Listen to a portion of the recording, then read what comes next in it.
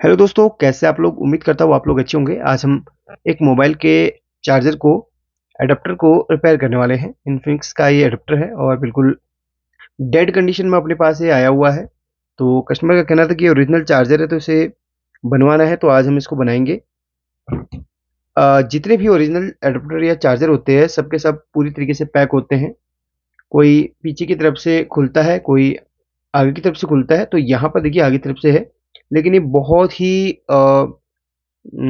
तगड़े तरीके से कंपनी इसको चिपका के देती है। काफ़ी बार इसको काटने की भी नौबत आ जाती है, तो हम पहले कोशिश करेंगे कि अगर ऐसे खुल जाए तो बेहतर है, नहीं तो फिर हम इसको काटेंगे, क्योंकि फिर देखिए लास्ट ऑप्शन वही है, घाव वगैरह लग जाते हैं तो काटना बेटर है। तो चलिए कोशिश करते हैं सबसे पहले। तो चलिए यहाँ पर देखिए, वीडियो को मैं हल्का सा फास्ट करना चाहूँगा ताकि आप लोगों का जो टाइम है वो वेस्ट ना हो। ठीक है, तो घाव लगेंगे ही लगेंगे क्योंकि दूसरा कोई इसमें ऑप्शन नहीं है। अच्छा, इस पार्ट को मैं पहले हीट करूँगा हल्का सा, फिर इसको खोलूँगा। अगर आपके पास ग्लू रिमूवर है तो भी डाल सकते हैं, लेकिन फ़ायदा उससे भी नहीं होता है क्योंकि ये बहुत ही तगड़े ग्लू से चिपकाया गया होता है।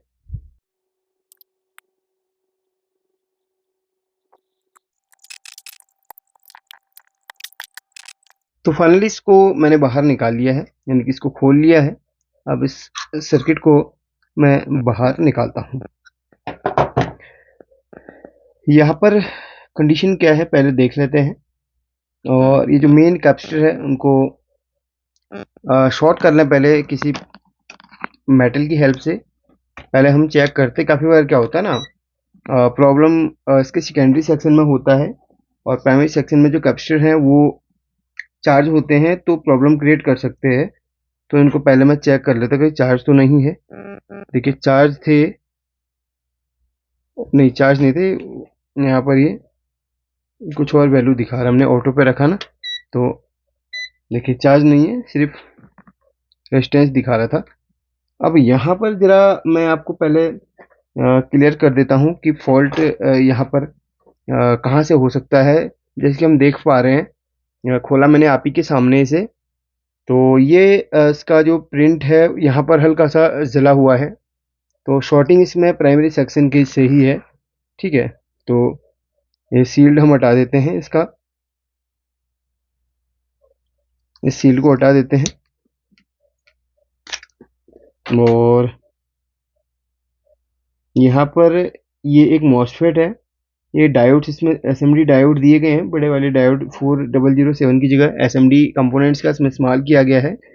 सबसे पहले तो मैं इसमें डायोड मोड पे इसको रखता हूँ या बजर मोड पे इसको रखता हूँ, वहीं पे चेक होंगे सारे कंपोनेंट्स। तो इस जगह पे शॉर्टिंग हुई है और ये इसका फ्यूज होता है, बॉक्स टाइप इसमें फ्यूज इस्तेमाल किया जाता है। तो सबसे पहले अपन फ्यूज को चेक करेंगे। देखिए जैसे शॉर्टिंग हुई है तो फ्यूज डेफिनेटली यहाँ पर उड़ गया होगा, तो फ्यूज कोई भी वैल्यू नहीं दे रहा है, फ्यूज बिल्कुल बर्न है। अब यहाँ पर चारों डायोड्स हम चेक करेंगे। एक डायोड एक तरफ से सही वैल्यू दे रहा है, दूसरी तरफ से ठीक है, ये भी सही दिखा रहा है, ये भी सही है,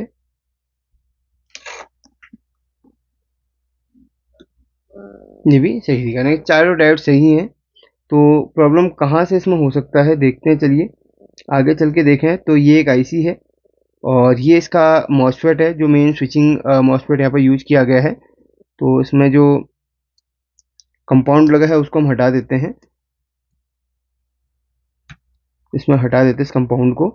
तो इसको चेक करेंगे। तो इसे मैंने साफ कर लिया है। अब ये फर्स्ट पिन इसकी गेट की है, ये बीच की ड्रेन की है जो यहाँ पे कनेक्ट होती है, लास्ट वाली सोर्स की है।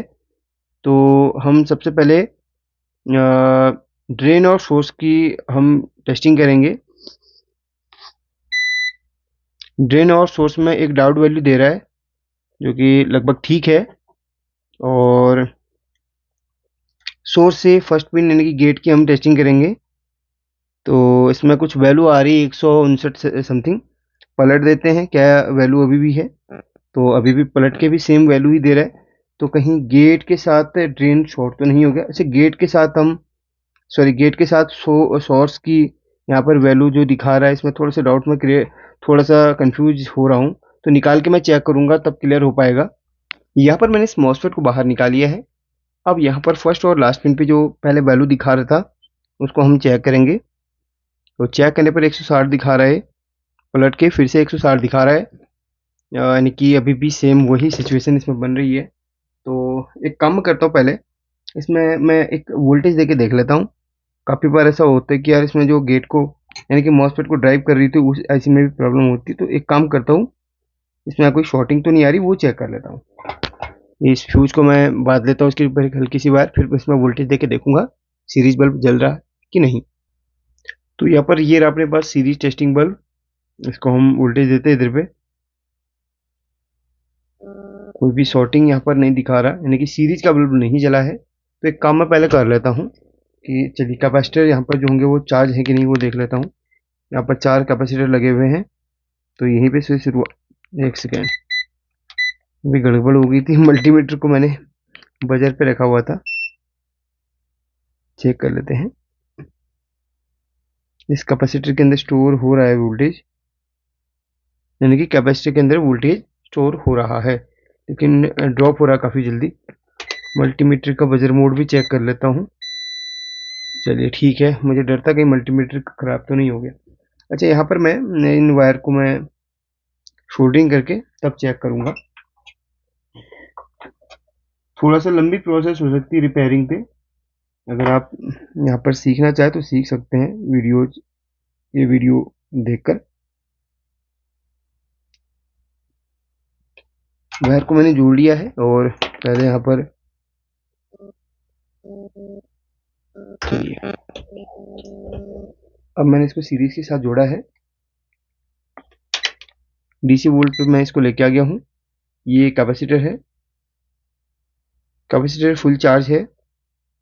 कैपेसिटर का ये नेगेटिव और ये पॉजिटिव टर्मिनल है। तो एक को हम फर्स्ट पिन पे रख लेते हैं।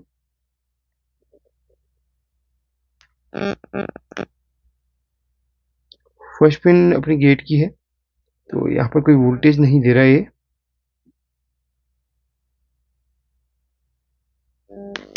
दूसरा कैपेसिटर है, ये भी फुल चार्ज है, यानी कि सारे कैपेसिटर फुल चार्ज ही दिखाएंगे हम अगर चेक करेंगे तो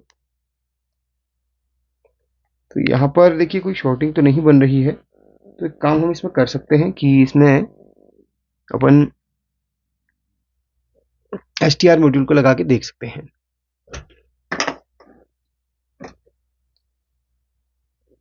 चलिए, तो STR मॉड्यूल को लगाना एक सिंपल तरीका है कि यार पहले आप इसकी ये ड्राइवर ऐसी को निकाल लो, और पहले तो हम कैपेसिटर को शॉर्ट करेंगे, यानी कि सारे कैपेसिटर अपने चार्ज हुए हैं तो एक खतरा पैदा कर सकते हैं। तो इन कैपेसिटर को क्या आप डिस्चार्ज कर लो, शॉर्ट करके करो या नॉर्मल तरीके से, जैसे आपकी मर्जी हो कर लो। ठीक है, अभी हम इसकी इस आईसी को निकालेंगे, ड्राइवर आईसी को, तब जाके STR मॉड्यूल यहाँ पर इसमें लगाएंगे। चलिए, यहाँ पर मैंने ड्राइवर आईसी को भी निकाल लिया है। अब हम एक STR मॉड्यूल इसके अंदर इंस्टॉल करने वाले हैं। बहुत सिंपल तरीका है, ये सस्ते में भी आ जाता है और आपका ये मॉसफेट वगैरह जो खर्चा है ना वो भी बच जाता है। देखिए सिंपल तरीका, अगर आपको शॉर्ट सर्किट हो गया है इस पे और आपको फॉल्ट पे ज़्यादा सरदर्दी नहीं करना, तो ये छोटा सा किट इंस्टॉल कर लो, काम आपका बन जाएगा। अच्छा, यहाँ पर कैसे इंस्टॉलेशन होता है वो मैं बता देता हूँ। देखिए, ज़्यादा सरदर्दी इसमें वाली बात नहीं है, बस आपको सर्किट में जो मॉसफेट है वो निकाल लेना है और इसकी जो ड्राइवर आईसी है वो निकाल लेनी है। इसकी गेट की पिन से वो जो भी आईसी कनेक्टेड है, इसमें 6 अलग की है ड्राइवर आईसी, तो इसको अपन यहाँ पर निकाल के अलग कर लिया। अब टेंशन वाली बात नहीं। अब यहाँ पर देखिए इस STR मॉड्यूल के अंदर होते हैं 5 पॉइंट। इन पांचों पॉइंट का हमें खेल समझना है। वैसे वीडियो पहले बनाई हुई, फिर भी समझ लो।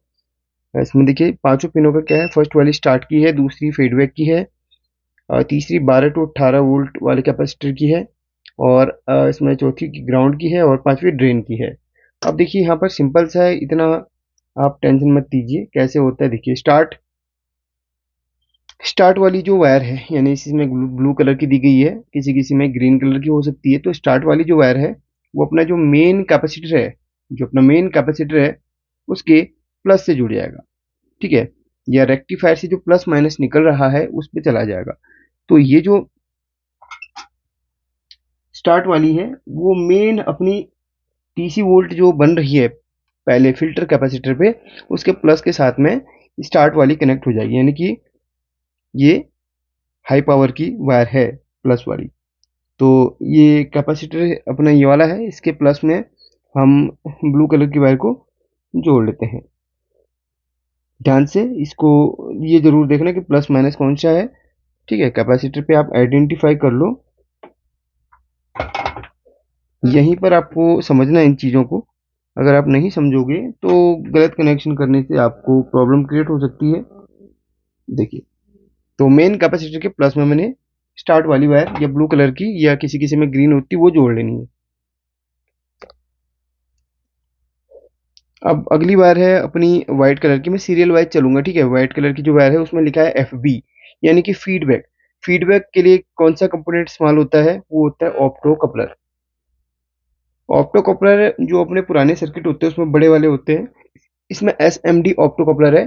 ऑप्टो कपलर की क्या सीन है भाई, ये फीडबैक के लिए काम आता है। इसकी दो पिनें अपनी सेकेंडरी सेक्शन में होती है, दो पिनें अपनी प्राइमरी सेक्शन पे होती है। ऑप्टो कपलर पे आपको एक डॉट दिखेगा, इसकी फर्स्ट पिन की पहचान है। फर्स्ट और सेकेंड पिन इसकी सेकेंडरी सेक्शन में होती है, थर्ड और फोर्थ इसकी प्राइमरी सेक्शन में होती है। तो डॉट के सबसे ऊपर वाली जो पिन होती है अपनी, वो फोर्थ नंबर की पिन होती है, वो फीडबैक का काम करेगी। तो व्हाइट कलर की जो वायर है वो फीडबैक वाली जो वायर है वो अपने चौथे नंबर की पिन से जुड़ जाएगी। जो चीज़ें मैं आपको बता रहा हूँ वो सारी चीज़ें फॉलो कर लेना। अब इसमें अगली जो पॉइंट यानी कि वायर है वो है अपनी रेड कलर की वायर, जो 12-18 वोल्ट वाली है। तो रेड कलर की जो वायर है, आपको प्राइमरी सेक्शन में एक ट्रांसफॉर्मर दिखेगा। ट्रांसफॉर्मर के जो फर्स्ट की जो चार लेग होती हैं, इधर पे जो चार लेग होती हैं, 1 2 3 4, दो लेग अपनी मेन वाइंडिंग होती है, दो अपनी फीडबैक के लिए इस्तेमाल होती हैं, और चौथी लेग में एक कैपेसिटर आपको दिख जाएगा। यानी कि इधर पर एक छोटा सा कैपेसिटर आपको हर किसी SMPS में दिखता है। उस कैपेसिटर के प्लस में आपको रेड कलर की वायर को जोड़ लेना है। तो इस कैपेसिटर का प्लस वाला जो पॉइंट है, ये वाला पॉइंट इसका प्लस का ही लग रहा है, यहाँ पे प्लस लिखा हुआ है जैसे कि। तो इस पे अपन क्या जोड़ देंगे, अच्छा उस पिन पे अपना ट्रांसफार्मर की एक पॉइंट जुड़ा रहेगा, देख लेना। तो ट्रांसफार्मर के चार पॉइंट कहाँ पे हैं, 1 2 3 4, चौथा पॉइंट इस कैपेसिटर के साथ में जुड़ा हुआ है। ये एक डायोड भी आपको दिख जाएगा। डायोड के ये मार्किंग वाला जो एरिया है कैथोड पॉइंट, इसमें हमारे कैपेसिटर का प्लस वाला जुड़ा है।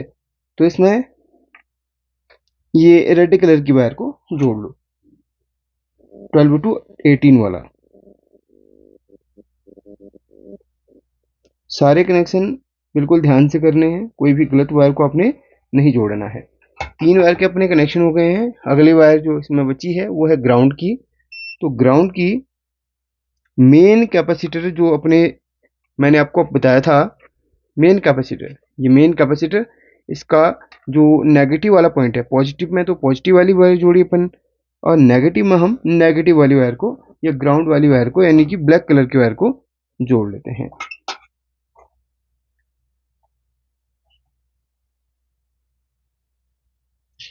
याद रखिएगा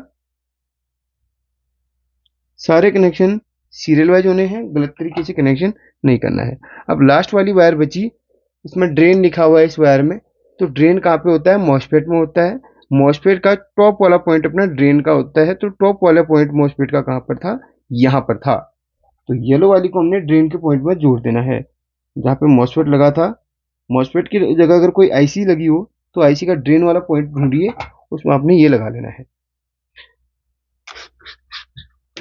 चलिए एक बार हम इसको टेस्ट कर लेते हैं। ठीक है, कैमरा को मैं बिल्कुल कर लेता हूँ सटीक जगह पे, इसको मैं DC पे रख लेता हूँ। इसका जो आउटपुट है वो है यहाँ पर, आउटपुट पे हम देख लेंगे। चलिए अब मैं इसको ऑन कर लेता हूँ। मैंने इसको पावर दे दिया है। अब मैं यहाँ पर DC पे आउटपुट में चेक करूँगा। आपको क्या लगता है, कमेंट करके बताएं।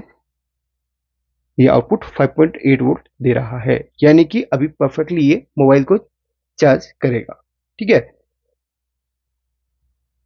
आप फिर से देख लें। अच्छा, इनपुट में वोल्टेज दिखा देता हूँ आपको कैपेसिटर पे।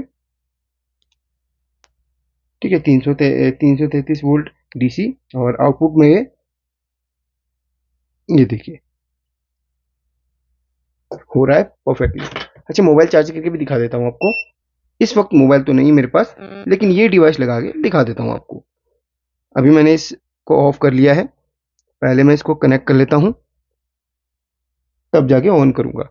अच्छा, मुझे इसको पलटना पड़ेगा, क्योंकि इसकी डिस्प्ले की जो पोजीशन है वो इस तरीके से हो सकती है। एक सेकेंड, हाँ। चलिए, अब इसको मैं पावर दे देता हूँ। तो यहाँ पर शायद आपको डिस्प्ले नज़र आ रही होगी। तो जैसे मैंने अभी दिखाया था आपको 5.8 वोल्ट, ये 5.8 वोल्ट दे रहा है,